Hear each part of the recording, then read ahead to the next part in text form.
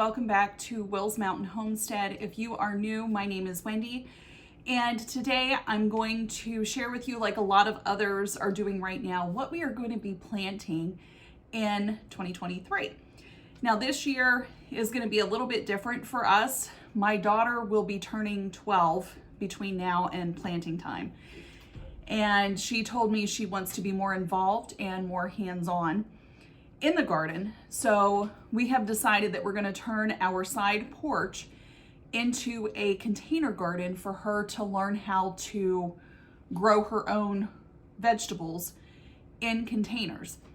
I thought it would be perfect to do that. That way I could bring you guys along with us, show you how much vegetables and how much produce you can grow yourself just in containers.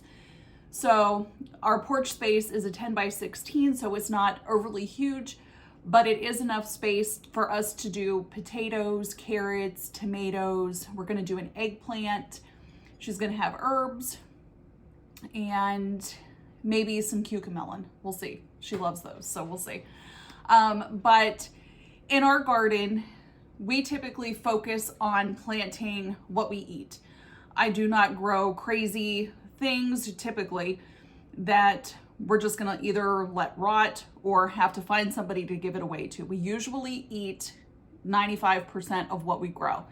Now, towards the end of the season, I will give my produce away to people that can, to be able to do with whatever they can at that point.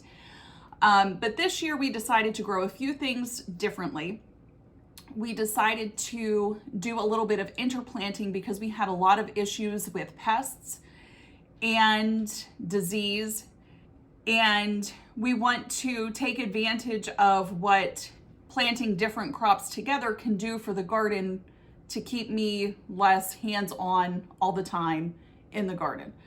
So we have a lot of our herbs and stuff I have saved seeds from last year, so we'll be doing all of the basics.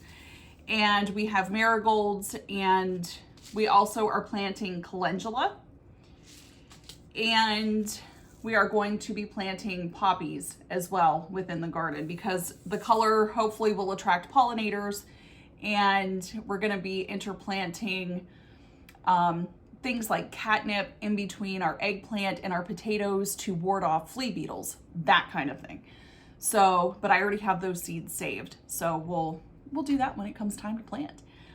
So for new varieties this year, we are planting two different varieties of beans. I have been unable to find the Blue Lake pole beans, which is what I love to grow.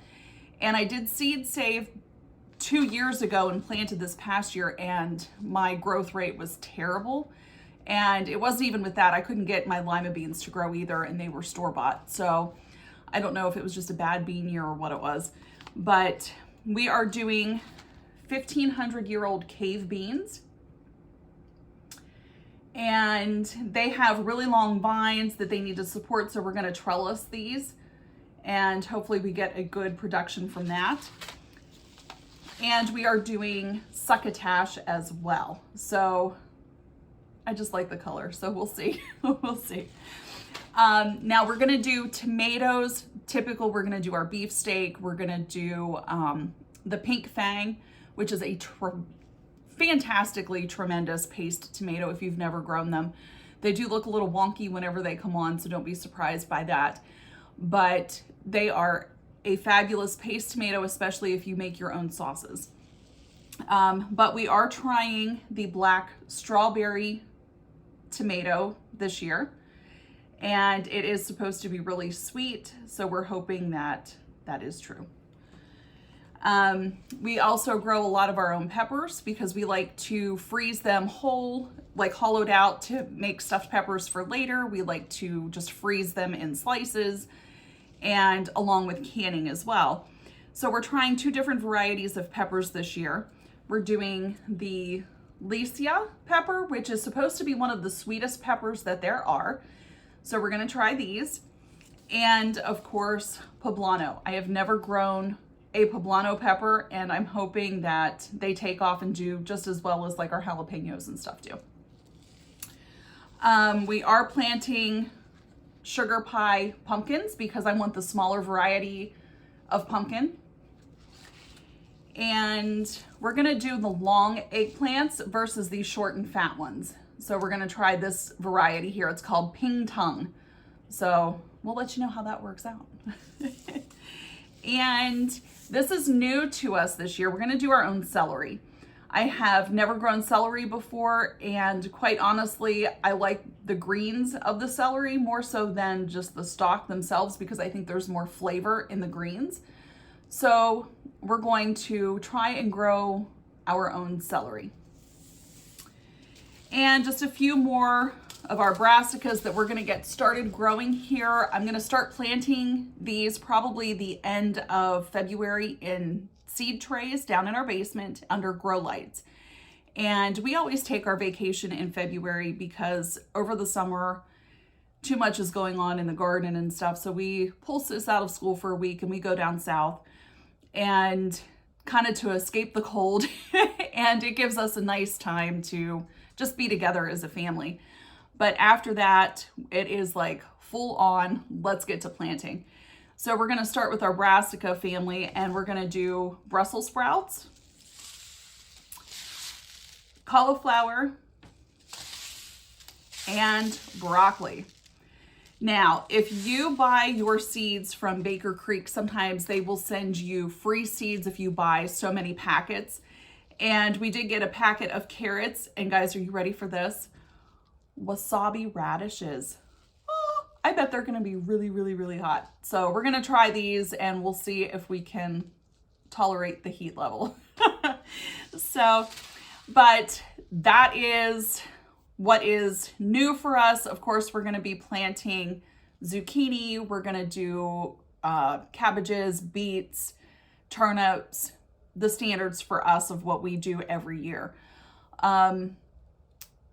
Now is the time to really figure out your game plan for this coming year because it is going to be time to get those brassicas in the ground, especially if you're in a zone like we are, which is 6A.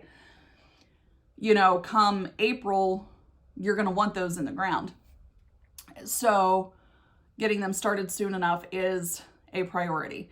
I will say this, if you have the ability to get your soil tested, do that before you start planting. That way you can amend the soil with what nutrients it needs.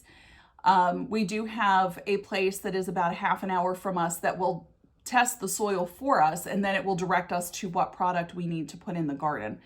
So we do a lot of our own composting. We do put in chicken manure and hay and put our straw and put all that in. And I line my rows with newspapers to break down. We have earthworms galore in our garden. So much so that we go out in the evening and get our fishing worms from our garden. That's how many we have. So